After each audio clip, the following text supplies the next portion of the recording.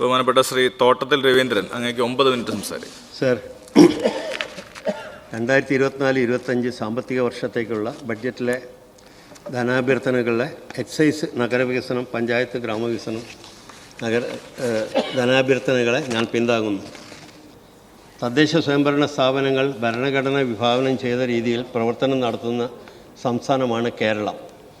അധികാര വികേന്ദ്രീകരണ പ്രക്രിയയിൽ ലോകത്തിന് തന്നെ മാതൃകയാണ് കേരളത്തിലെ തദ്ദേശ സംവിധാനം. വലിയ തോതിൽ ജനപങ്കാളിത്തത്തോടെ വികസന ക്ഷേമ പ്രവർത്തനങ്ങൾ നടത്താൻ തദ്ദേശഭരണ സ്ഥാപനങ്ങൾക്ക് കഴിയുന്നു. LDF സർക്കാർ തദ്ദേശഭരണ സ്ഥാപനങ്ങൾക്ക് മികച്ച പിന്തുണയാണ് നൽകുന്നത്. പദ്ധതി വീതത്തിൽ എല്ലാ വർഷവും വർധനവ് വരുത്തുന്നു. 2016-17 കാലഘട്ടത്തിൽ 22% പദ്ധതി വീതം 28.09% വർദ്ധിപ്പിച്ചു. സാമ്പത്തികമായിട്ട് ഒട്ടേറെ പ്രയാസങ്ങളുള്ള ഈ സമയത്ത് പോലും ഈ 3887 കോടി രൂപ ഇപ്പോൾ റിലീസ് ചെയ്ത് കഴിഞ്ഞു. അവിടെയാണ് ഇവർ പലതിലും കുറ്റപ്പെടുത്തുന്നത്. പഴയ കാലത്തെ ഓർമ്മയുണ്ടാവും പലപ്പോഴും. ഇവിടെ ഇപ്പോൾ സൂചിപ്പിക്കുകയുണ്ടായി 3ാം ഗഡുവും 4ാം ഗഡുവും നൽകുന്നതിൽ വളരെ കാലതാമസം വരുത്തിയെന്ന് പറഞ്ഞ്. പലപ്പോഴും അങ്ങേക്കൊക്കെ ഓർമ്മയുണ്ട്, അങ്ങ് അന്ന് മേയറായിരുന്ന ഒരാളാണ്.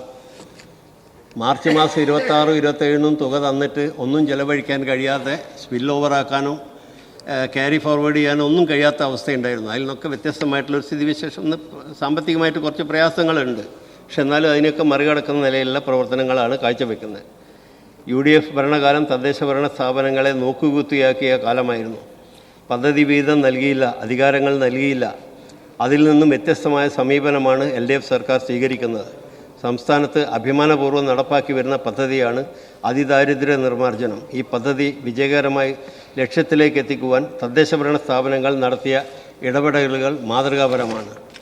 സർവേയിലൂടെ 64,006 അതിദരിദ്രരെ കണ്ടെത്തി അവരുടെ സംരക്ഷണം ഏറ്റെടുത്ത് നടത്തുന്ന പ്രവർത്തനം ഇന്ത്യയിൽ മറ്റൊരിടത്തുമില്ല. ജനങ്ങൾക്ക് മെച്ചപ്പെട്ട സേവനം ഉറപ്പുവരുത്തുവാൻ സർക്കാർ നൽകിയ പ്രവർത്തനങ്ങൾ എടുത്തു പറയേണ്ടതാണ്. UDF കാലത്ത് 3 മന്ത്രിമാർ കൈകാര്യം ചെയ്തിരുന്ന വകുപ്പ് ഇന്ന് ഏകീകൃത വകുപ്പായി. ജീവനക്കാർ ഏകീകൃത സർവീസായി മാറി. സേവനങ്ങൾ കാര്യക്ഷമവും സമയബന്ധിതവുമായി നടത്താൻ ഏർപ്പെടുത്തിയ K-സ്മാർട്ട് ഏറെ പ്രശംസനീയമാണ്. ഇപ്പോൾ നമ്മുടെ അയൽ സംസ്ഥാനങ്ങൾ ഇത്തരം സംവിധാനങ്ങൾ പഠിക്കാൻ ഇവിടെ വരുന്നു എന്നത് അഭിമാനകരമാണ്. K-സ്മാർട്ട് വഴി സേവനങ്ങളുടെ ഗുണനിലവാരം വർദ്ധിപ്പിച്ചു. അഴിമതി ഒഴിവാക്കുവാൻ കഴിയുന്ന തരത്തിലേക്ക് സംവിധാനം മാറുന്നു. K-സ്മാർട്ട് കൈകാര്യം ചെയ്യുന്നതിൽ ചില സാങ്കേതിക പ്രയാസങ്ങൾ പൊതുജനങ്ങൾ ഉന്നയിക്കുന്നുണ്ട്. ഇത് പരിഹരിക്കപ്പെടണം. K-സ്മാർട്ട് മൊബൈൽ ഫോൺ വഴി കൂടി പ്രവർത്തിപ്പിക്കാൻ കഴിയുന്ന തരത്തിലേക്ക് മാറ്റണം. മുഴുവൻ ജീവനക്കാർക്കും പരിശീലനം കൃത്യമായിട്ട് നൽകണം. അപ്പോൾ നമുക്കറിയാം K-സ്മാർട്ട് കൊണ്ട് ഉദ്ദേശിക്കുന്നതിന് എന്താണെന്നുള്ളത്. ഓഫീസുകളിൽ ഒരാളും പോകേണ്ട അവസ്ഥയില്ല. വീട്ടിലിരുന്നു കൊണ്ടും നമുക്ക് എവിടെ ഇരുന്നു കൊണ്ടും നമുക്ക് എന്ത് പ്രശ്നങ്ങളുണ്ടെങ്കിലും പരിഹരിക്കാവുന്ന അവസ്ഥയിലേക്ക് അത് മാറിക്കൊണ്ടിരിക്കുന്ന പുതിയൊരു സംവിധാനം എന്നുള്ള നിലയ്ക്ക് ചില പോരായ്മകൾ ഉണ്ടാവും. അത് കണ്ടെത്തി പരിഹരിക്കുക എന്നുള്ളതാണ് നടപടികൾ. തദ്ദേശ ഭരണ സ്ഥാപനങ്ങളുടെ നികുതി പിരിവ് കാര്യക്ഷമമാക്കാൻ നടപടി ഊർജിതമാക്കണം. വർഷങ്ങൾക്ക് മുമ്പേ ചില കൂട്ടിച്ചേർക്കലുകൾ, റിപ്പയർ എന്നിവ നടത്തിയ മൂലം ഓഫീസുകളുണ്ടായ സാങ്കേതിക പിഴവ് മൂലം അനധികൃത കെട്ടിടങ്ങളുടെ ഗണത്തിലേക്ക് മാറിയ നിരവധി കെട്ടിടങ്ങളുണ്ട്. മഹാഭൂരിപക്ഷം താമസ കെട്ടിടങ്ങളാണ്. K-സ്മാർട്ട് വഴി ഇവ നികുതി അടയ്ക്കാൻ കഴിയാത്ത അവസ്ഥയുണ്ട്. ഇവയുടെ വസ്തുതകൾ പരിശോധിച്ച് ഇത്തരം കെട്ടിടങ്ങൾ അംഗീകൃതമാക്കാൻ കൗൺസിലുകൾക്ക് അധികാരം നൽകുന്ന കാര്യം പരിഗണിക്കണം. സർ, പഴയ കെട്ടിടങ്ങൾക്ക് ചിലപ്പോൾ ചെറിയ കൂട്ടിച്ചേർക്കലുകളും ചെറിയ മാറ്റങ്ങളും ഉണ്ടാക്കിയിട്ടുണ്ടാകും. പക്ഷെ അത് നിയമം മൂലം ശരിക്കും പറ്റില്ലെങ്കിലും നമുക്ക് ആ കാര്യത്തിൽ ഒരു തദ്ദേശ ഭരണ സ്ഥാപനങ്ങൾക്ക് കുറച്ച് അധികാരം നൽകുന്ന ഒരു സ്ഥിതിവിശേഷം ഉണ്ടാകണം. എന്നാൽ ഒട്ടേറെ പ്രശ്നങ്ങൾ പരിഹരിക്കുന്ന അവസ്ഥയുണ്ടാവും. വ്യാപാര സ്ഥാപനങ്ങൾക്ക് ലൈസൻസുകൾ 5 വർഷത്തേക്ക് പുതുക്കാൻ ഉത്തരവ് നൽകിയത് ചെറുകിട വ്യാപാര വ്യവസ്ഥകൾക്ക് വലിയ സഹായമാണ് ഉണ്ടായിട്ടുള്ളത്. ചില പ്രശ്നങ്ങൾ ലൈസൻസുമായി ബന്ധപ്പെട്ട് പരിഹരിക്കേണ്ടതുണ്ട്. ആയത് പരിഹരിക്കപ്പെടണം. മാലിന്യ സംസ്കരണമാണ് നമ്മെ സംബന്ധിച്ചിടത്തോളം ഏറ്റവും ഒരു പ്രധാന പ്രശ്നമാണ്. എല്ലാ സ്ഥലത്തുമുള്ള പ്രശ്നമാണത്. കേരളത്തിലെ മഹാഭൂരിപക്ഷം തദ്ദേശ ഭരണ സ്ഥാപനങ്ങളും മികച്ച പ്രവർത്തനം നടത്തുന്നുണ്ട്. മാലിന്യ സംസ്കരണ രംഗത്തെ സേനയായി മാറിയിരിക്കുകയാണ് നമ്മുടെ നാട്ടിലെ ഹരിതകർമ്മസേനാ പ്രവർത്തകർ. ഇവരുടെ പ്രവർത്തനം ഏറെ അഭിനന്ദനം അർഹിക്കുന്നു. മാലിന്യ സംസ്കരണത്തിൽ നൂതന മാർഗങ്ങൾ സൃഷ്ടിക്കണം.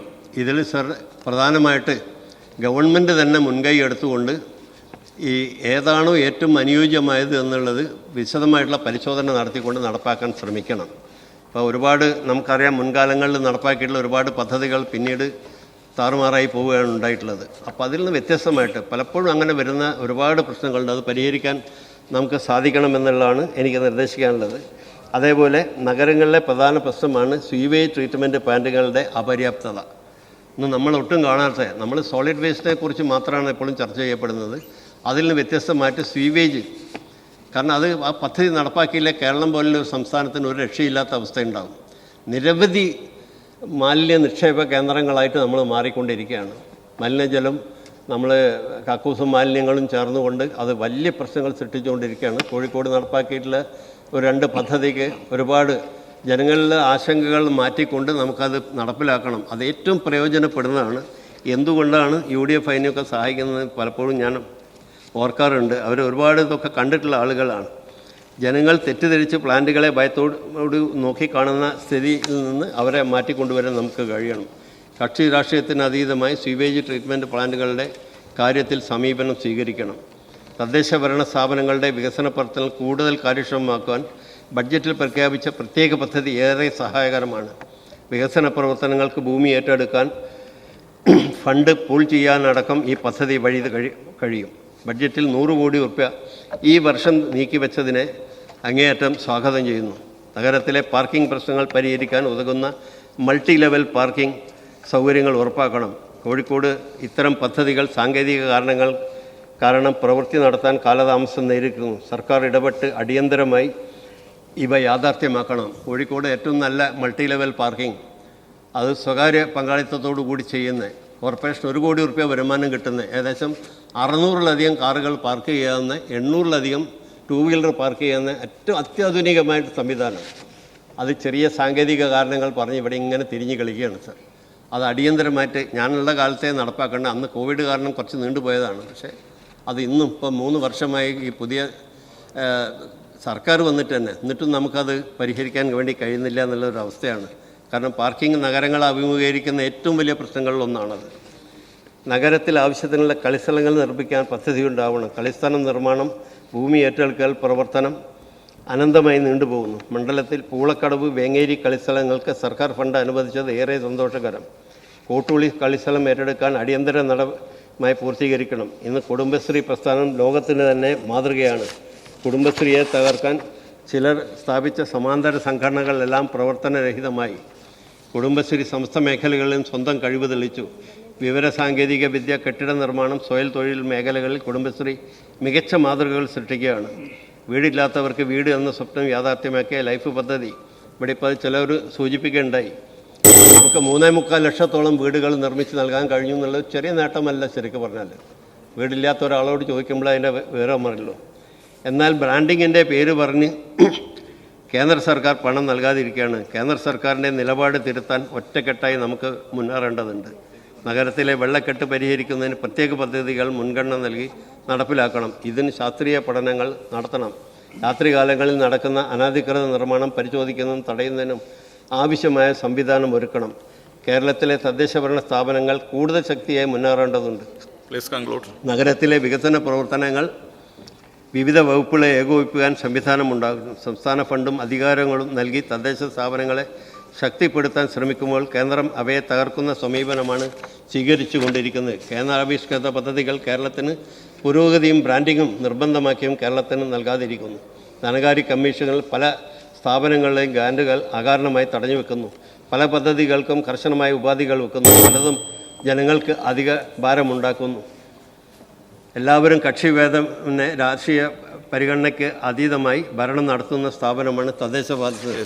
അതിന് കോട്ടം വരുന്ന ഒരു പ്രവർത്തനം ആരുടെയും ഭാഗത്തുണ്ടാവരുത്. നമുക്ക് ഇന്നത്തെ കേരളത്തിൻ്റെ വികസനത്തിൽ ഏറ്റവും വലിയ പങ്ക് വഹിച്ചിട്ടുള്ളതാണ് തദ്ദേശ ഭരണ സ്ഥാപനങ്ങൾ.